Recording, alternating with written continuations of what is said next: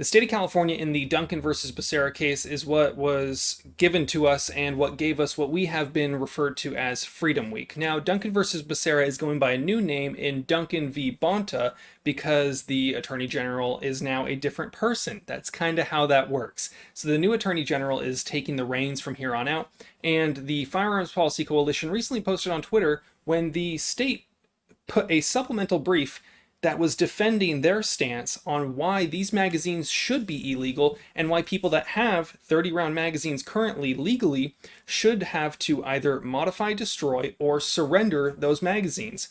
We're going to kind of go through some of the little excerpts that Firearms Policy Coalition was so nice as to break down for us and kind of look at them, laugh at them, discuss some of the statements that California makes that are absolutely ridiculous when it comes to you legally owning standard capacity magazines. So they posted here on Twitter, and if you're not following them on Twitter and you do have a Twitter account, you should definitely follow them. They post a lot of good stuff. Sometimes it's nice for me to see what's going on. They post updates as things happen, even in cases that they aren't necessarily fighting or involved in. So if you look at this first part here, but the core concern of the Second Amendment is the right of law-abiding, responsible citizens to use arms in defense of hearth and home.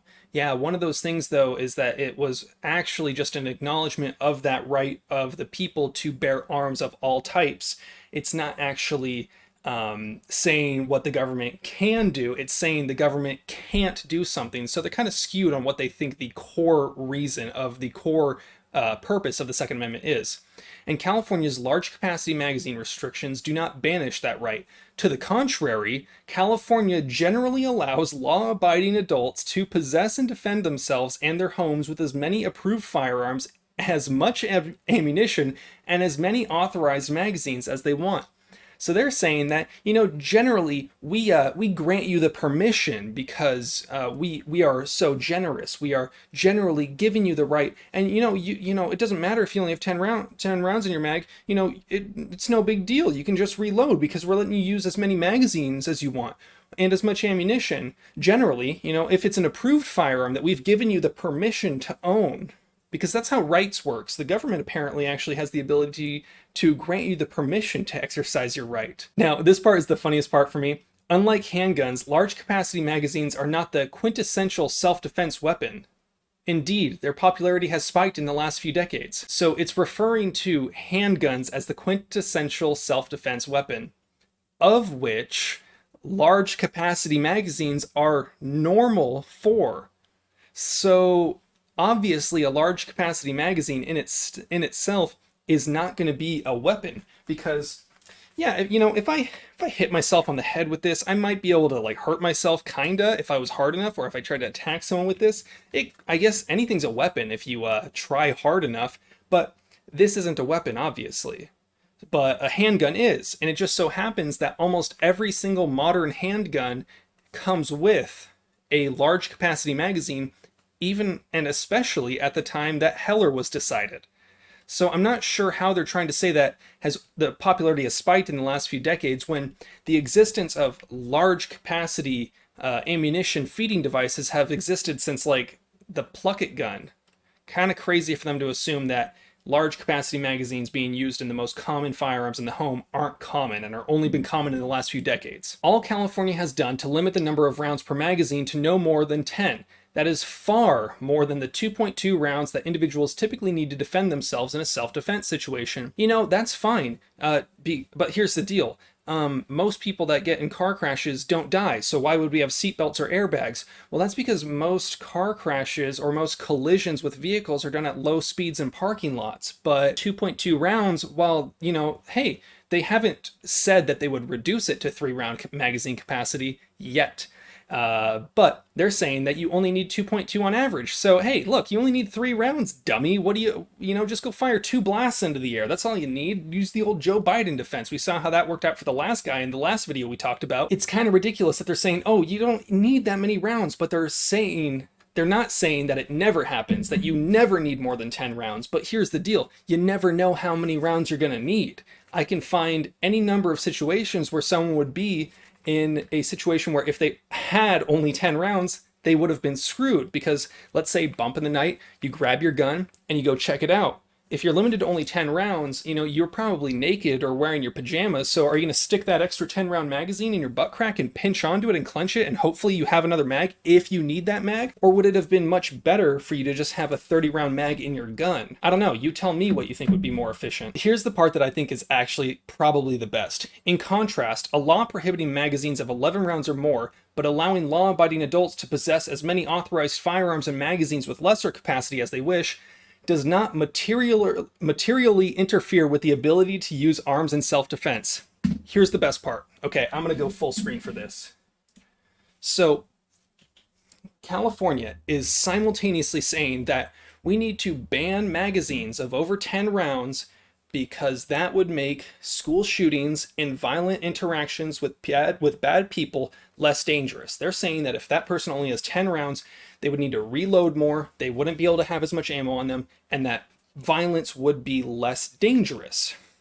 They are saying that. That is the purpose of these laws. They are saying that in order to save the children, in order to save the cops, in order to save whatever group of people that it is, that you need to reduce the magazine capacity. Simultaneously, they are saying that having multiple 10-round mags does not interfere with the use of firearms in self-defense, even if you need to change that magazine. Let me break that down for you. In an offensive situation where you're a bad guy, having only 10 rounds in your mag would reduce the casualty and would save the children. However, in a self-defense situation where you are limited to 10-round mags, it will not bother you whatsoever to have to reload in a gunfight to defend yourself. You don't get to have both. You got to pick one. We all know that reloading isn't going to be the end of the world and that you can do that very quickly, and that the idea that people are going to be able to cover ground while someone's doing a reload and stop a threat isn't actually based in reality. Because here's a situation. Active shooter event, someone's shooting. They stop for any brief moment. How do you know they ran out of ammo? Do you know that they ran out of ammo? Did they happen to shoot, finger sight still on the target? New magazine in, they're still at 11 rounds now because they got 10 plus 1 in the chamber. Do you know if they're going to reload now, or did they already reload? There's the idea that you're going to be able to count the bullets going off in a gunfight and then know when your time to strike is, which basically from the time that a gun goes dry to having a new mag in and start shooting again can be under a second. How much distance can you really cover in under a second, including the time that determine that you actually have that time? Probably zero distance, because you can't determine it in that short a period of time. So it's ridiculous to me that they think that simultaneously this is going to do anything, but also it's not going to affect people that want to defend themselves whatsoever. Now, this is a funny part here. Here, California's regulations leave open abundant alternatives for self-defense. Law-abiding adults may possess an array of authorized firearms and magazines, which would provide them with ample ammunition to defend themselves. Should I leave a revolver every 5 feet in my house in the drywall so I can just punch through, pull it out, pa, and then punch through again, pa, and just have 100 guns laying around my house? Or should I just have 5 rifles all slung over my back? Should I sleep in a plate carrier so I have a bunch of mags on me? It kind of seems like they are, in fact, advising for New York reloads. But that's not really a defense of why they think that they should take it, because they're saying, oh, it's just as effective to just have more guns carried on you. And we've seen that. We've seen that these laws of banning magazines don't do anything, because in many instances where crimes have been committed in states with a ban, the shooters merely carried more magazines or carried more guns, oftentimes both. During the 1994 to 2004 assault weapon ban, we had some of the most deadly mass shootings in American history. Many of those situations, they just used compliant firearms that would still be compliant to this day if the ban were to be reinstated, and they just carried more mags. Doesn't seem to actually stop what they're trying to stop, but it can definitely interfere with someone bumping the night, just grabbing their gun with only 10 rounds in it. What if they need to fire more rounds than that? Why should we be limited to only 10 rounds if the 10-round magazine ban doesn't actually stop the crimes that they say they want to stop? Now, they're still not, at this point, they're still not holding to the fact that it never happens. So in those extremely rare instances when more than 10 rounds are needed for self-defense, the ability to use another firearm or switch magazines in seconds, which all nearly semi-automatic weapons possess, allows for continued firing. The interesting thing about this is the state of California has assault weapon bans which require certain magazines to require you to disassemble the firearm action. So in those guns that are approved, a fixed magazine rifle, how does this compute? How can they say that, oh, no, look, guys, it's fine if you can swap out your magazines really fast. Look, you can still do that. But then the way they write the laws is so that you can't do that. Again, you can only choose one or the other if they're going to try to use one of these arguments. Either way, their arguments are terrible, but they're trying to say that simultaneously you can just swap magazines really fast, but also writing other laws that make it so you can't swap magazines very fast or easily. Moreover, plaintiffs have not identified any material number of situations in which someone needed to fire more than 10 rounds in self-defense, and the record evidence shows that those situations are vanishingly rare. It doesn't matter how rare it is. It matters that you're trying to make it so that I could not protect myself in what could be a realistic situation. With the violence in the streets over the past year, I think it's been proven that at this point, magazine capacity laws are stupid.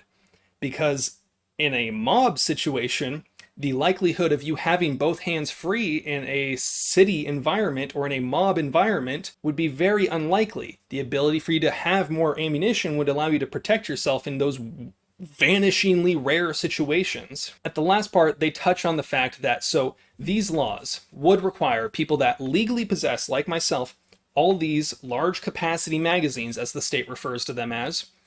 It would require us to either do one of a few things: destroy them, surrender them to the police, or convert them to be 10 rounds or less. Option number 4, I guess, is not comply, which, I don't know, shallnotcomply.com, I got a link down in the description.